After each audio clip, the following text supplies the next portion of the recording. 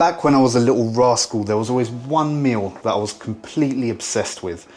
Whether it was a pub lunch, takeout meal, or even one of those crappy little ready meals from Tesco, I was down.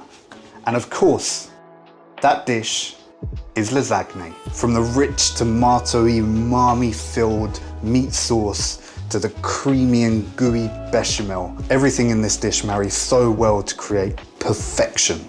And my wife says I make the best lasagna ever. Obviously she's right. So without further ado, let's get cooking. So our first and longest component to make is going to be our bolognese. And for a traditional bolognese, we want equal parts of ground beef and ground pork and a cheeky bit of pancetta. You can buy pre-diced pancetta or simply do it yourself. And if for any reason you don't eat pork, then you could just use beef. If you don't eat beef, you could just use pork. And if you're vegetarian, then go find another recipe. With that said, if you do want a vegetarian lasagna recipe, please be sure to subscribe to the channel and comment down below vegetarian and share the video with your friends. And now, starting in a cold pan, we want to slowly cook up that pancetta until that fat starts rendering out and bubbling. Look how beautiful that is. Oh. Sorry, where was I? Once that's all cooked off, we want to take it out the pan and add it to a bowl. Now we're going to throw our beef mince in using that beautiful pancetta fat to cook it off, adding a cheeky bit of salt. And you want to cook this off while continuously crushing it until you have some nice colour on your beautiful mince. And once that's ready, we can scoop it out and add it to our meaty bowl. And now we're going to do the same with our pork, adding a splash of oil if necessary. And there's nothing complicated to add on here. It's exactly the same as we did with our beef. Cook that off until it's nicely grilled. Take it out and stick it into your meaty bowl. I'm sorry for saying meaty bowl, but that's exactly what it is. If you've done this right, then you should have a nice mark at the bottom of your pan.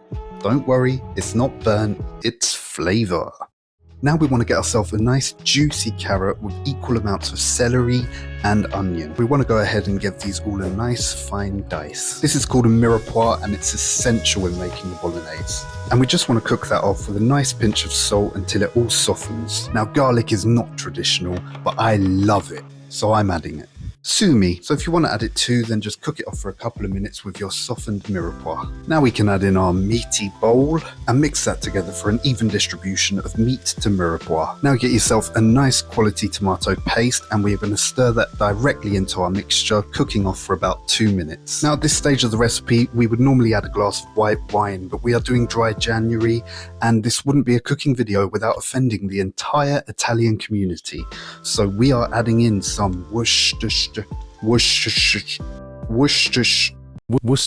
sauce. I can only imagine it's for legal reasons that they've spelt the name wrong on this bottle, but whether it's a glass of wine or a dodgy bottle of sauce, you just want to cook that off for 2 minutes before adding in a nice quality can of chopped tomatoes and once again stirring that in. Now you could use 2 cans of chopped tomatoes, but I am going in with a beautiful jar of passata and we stir it all together once again. Now we're going to dissolve our stock cubes in some boiling water, being careful to not let it spill all over the place, burning our hand in the process.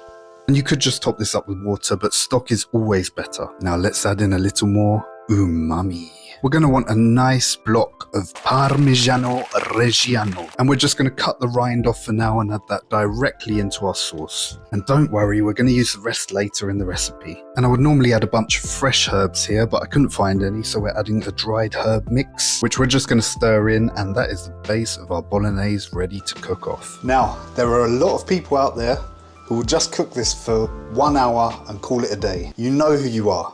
But we spent a nice chunk of money on these ingredients and we worked a lot to get it this far, so just trust me.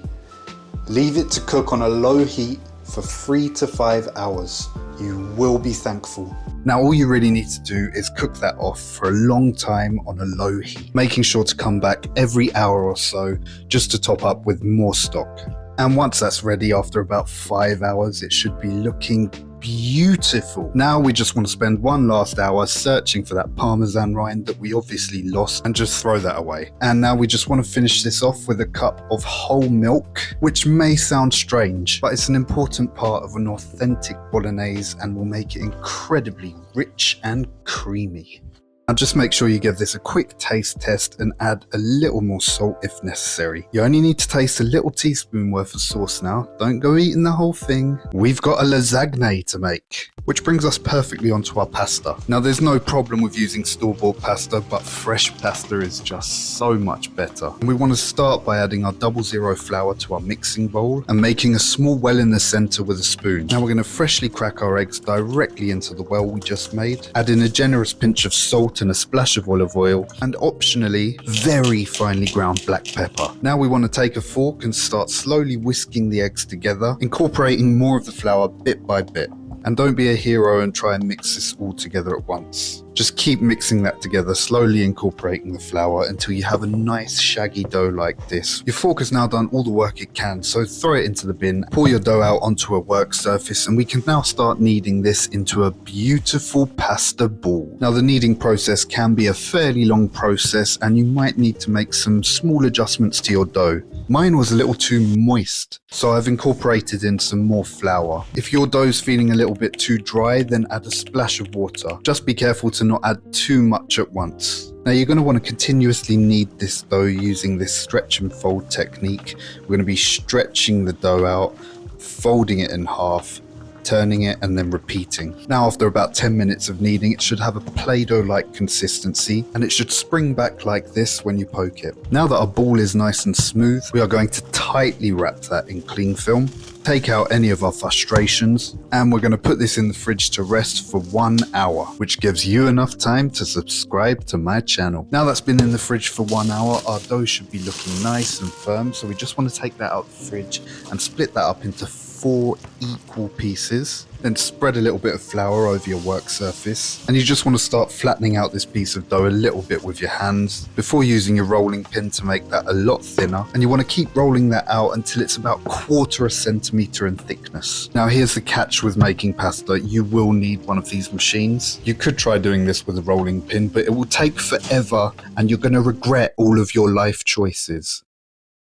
So now we're going to flour up our machine and the surrounding area, and we're going to slowly pull that pasta through on the thickest possible setting. Now we're going to plop that bad boy down and we're going to fold in the sides to form a little booklet. And then we're just going to roll that out with our rolling pin one last time. And now we pass that through our machine, starting with the highest thickness, reducing our thickness by 1 each time, and then passing our pasta through again. And we're just going to keep on repeating these steps, reducing the thickness, passing our pasta through, reducing the thickness, passing our pasta through, reducing the thickness, passing our pasta through, until we reach the minimum setting, and you should be able to see your hand through your sheet of pasta. Now we're going to get the baking dish that we're going to use for our lasagna and use that as a guide to cut all of our pasta. And you're just going to repeat this process with the 3 remaining parts of your dough until you have a nice heap of pasta, which we will be cooking fresh later when we layer our lasagne. Now we can't have a lasagne without a creamy bechamel.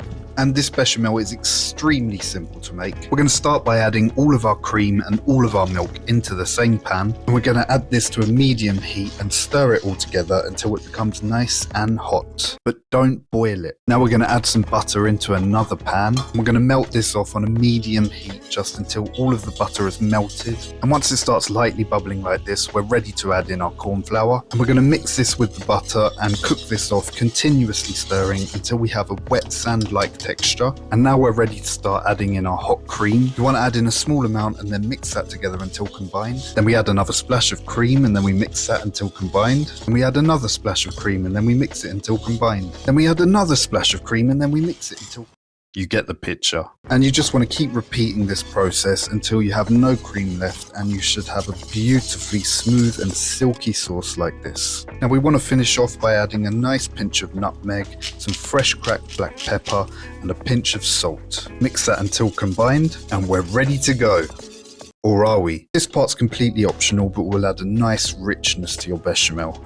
As if it wasn't rich enough already. You're going to want to add 2 egg yolks to your mixing bowl, and we're going to start mixing this with a tiny bit of the bechamel, and then we want to start slowly streaming in the rest of the bechamel while continuously whisking. And once you've whisked in about half of your bechamel, you should be safe to just dump in the rest and give it a good mix. And just look at how ridiculously thick and creamy that beautiful bechamel is. I mean, are we making a lasagne or a cake? And now that our bechamel's done, we're either going to use that fresh or we're going to cover it with cling film to make sure it doesn't form a skin. Now let's talk about cheese. Go ahead and grab that nice piece of Parmigiano Reggiano that you used earlier, and we're going to grate that up nice and fine. Then we're going to grab our low moisture mozzarella and we're going to start grating that until we realise that that was a stupid thing to do and that we'd be better off shredding it by hand. And once all of your cheese is either grated or shredded, we can start mixing that together with our hands, and we should be left with a nice mound of cheese ready to go straight onto our lasagna. So let's layer this bad boy up. Get your baking dish down and we're going to go straight in there with a nice spoon of sauce and just spread that all over the bottom. Now we're finally allowed to cook our pasta, so we're just going to drop those into a pot of salted boiling water, and they only take 10 seconds to cook, so we're going to cook them fresh for each layer of our lasagne. And now they're done cooking, we're going to add them directly on top of our sauce, realising that there was actually no point lining them up with our baking dish because they've shrunk, but that's okay. Now grab a couple of spoonfuls of your meat sauce and we're going to spread that over our pasta until it's nice and even. Now we're going to add a cheeky layer of our bechamel sauce, and we're just going to spread that out evenly as well. And we're just going to finish that off with our beautiful mix of cheese, once again spreading that as evenly as possible. And it's as simple as that. We're just going to repeat these steps, continuously adding more and more layers until we've run out of bolognese and pasta.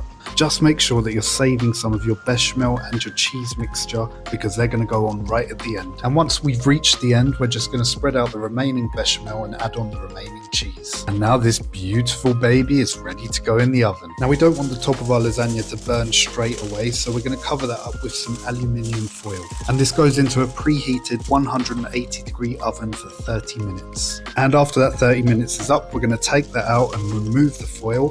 And guess what? That goes back in the oven for another 30 minutes. And once that's finally done, we can take that out of the oven and just give that another little taste test. And if you're anything like me, then you're probably tempted to eat this straight away. And by all means, if you really want, eat straight out the container with a spoon. But trust me, wait 30 minutes and it's going to look a lot nicer when it comes out. And once you can't take the weight anymore, we're going to finally cut that up into 8 equal portions and serve it up to whoever deserves it. I'm sorry, I didn't wait 30 minutes. I don't even think I waited 5, which is why this looks so messy. But who cares? It's going to be delicious. If you did wait for 30 minutes, then you should be able to get some perfectly clean squares of lasagna served to your guests. Now you just want to get your knife and fork and cut a nice bite-sized piece out of that. And wait a minute, I'm not going to give you a tutorial on how to eat food. Bon app.